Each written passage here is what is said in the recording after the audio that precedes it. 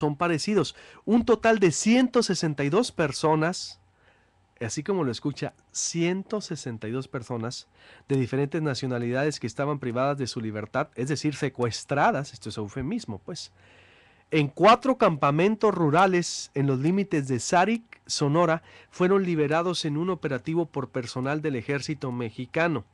En un comunicado oficial emitido por la milicia, el ejército mexicano, es decir, la 45 Zona Militar, que divulgó ayer, informa que el rescate ocurrió el pasado 3 de abril, es decir, hace 4 días. En el boletín se informa que los soldados efectuaban recorridos terrestres en el municipio de Sarik, Sonora, cuando se toparon con esta situación de emergencia.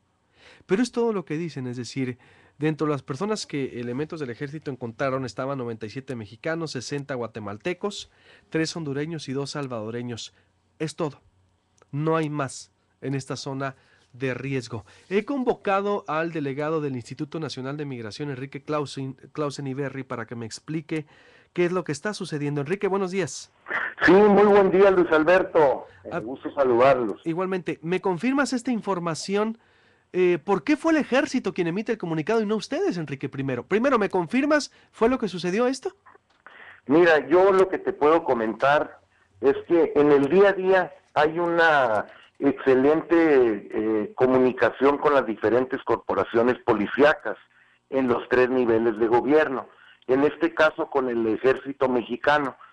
Y sí, efectivamente, la 45 Zona Militar, y la comunicación es diaria, Luis Alberto, porque lo que es el Instituto Nacional de Migración se coordina con todas estas corporaciones y andan dando rescate a los diferentes migrantes que andan por ahí en lo que es la zona fronteriza.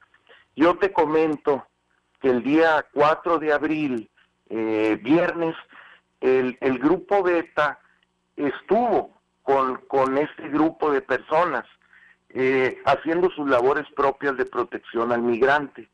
Se entrevistó el grupo Beta con estas personas y sí, efectivamente todos presentaban un buen estado de salud. ¿El grupo Beta de ustedes? El grupo Beta de nosotros, hay que recordar que el Instituto Nacional de Migración se maneja por la misma ley de migración a través de 2 vertientes. Una que es el grupo Beta, que por cierto existe en alrededor de 21 grupos Beta en el país, y que este grupo Beta hace sus maniobras de rescate, hace sus maniobras de orientación, ¿Ustedes le avisaron al ejército? auxilios. Mande. ¿Ustedes le avisaron al ejército o cómo fue? No, la comunicación es diaria con el ejército, como te comento, y con las diferentes corporaciones. En este caso, el ejército nos avisó que se encontraban aproximadamente a 60 kilómetros de lo que es el área o la comunidad del Sázabe, y sí, efectivamente, el grupo Beta estuvo trabajando y platicando con este grupo de personas.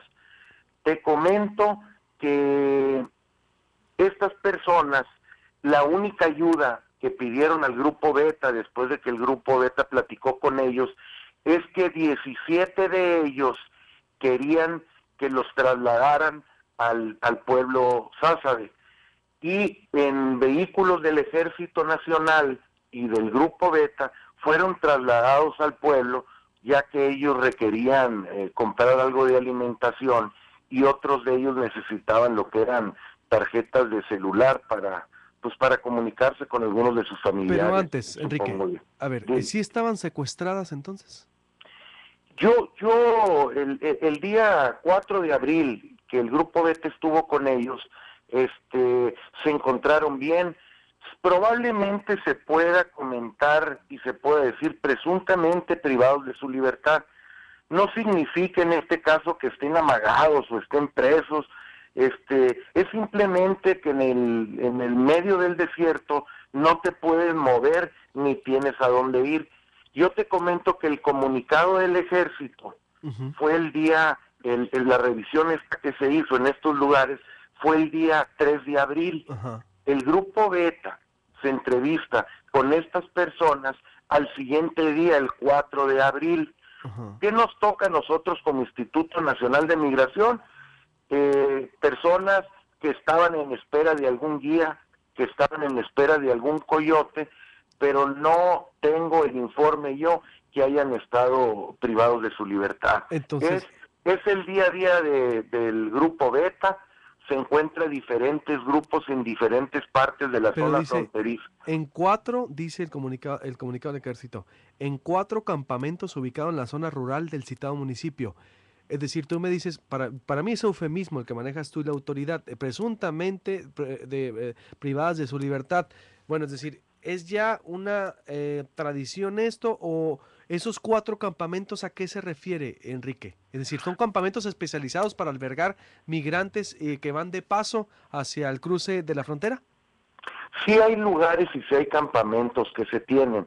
Por ejemplo, en este caso, el rancho La Sierrita, que está aproximadamente a 50 kilómetros del poblado del Sázabe, pues es un rancho que tiene lugares para dormir, tiene una tiendita donde se venden algunos alimentos y probablemente es a lo que se refiere a esto. Yo lo que sí te puedo comentar es que el viernes 4 de abril se platicó con esta gente, se encontraban bien y es muy probablemente que un día antes hayan sido liberados por el ejército. No tengo más información, Luis Alberto.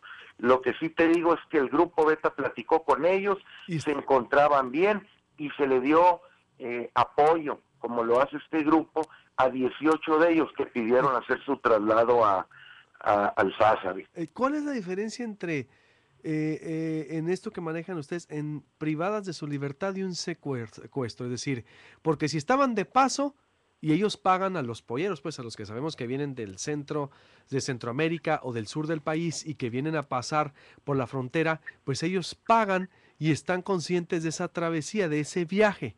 Entonces no se le puede llamar un secuestro, más bien sería tráfico de personas que practican las bandas transnacionales o nacionales. Y la diferencia de estar entonces secuestradas, Enrique, ¿cuál es la diferencia en eso para manejarla? Y te pregunto al mismo tiempo, ¿son bandas de traficantes de personas o de polleros que ustedes ya tienen identificadas lo que hacen esto? Las dos cosas. Mira, el Instituto Nacional de Migración tiene dos vertientes, lo que es el grupo Beta y la otra parte que es los agentes federales de migración, que son los que hacen los operativos. Por ejemplo, el día 5 de abril, sábado, se logró en esa misma área asegurar alrededor de ocho personas como migrantes irregulares.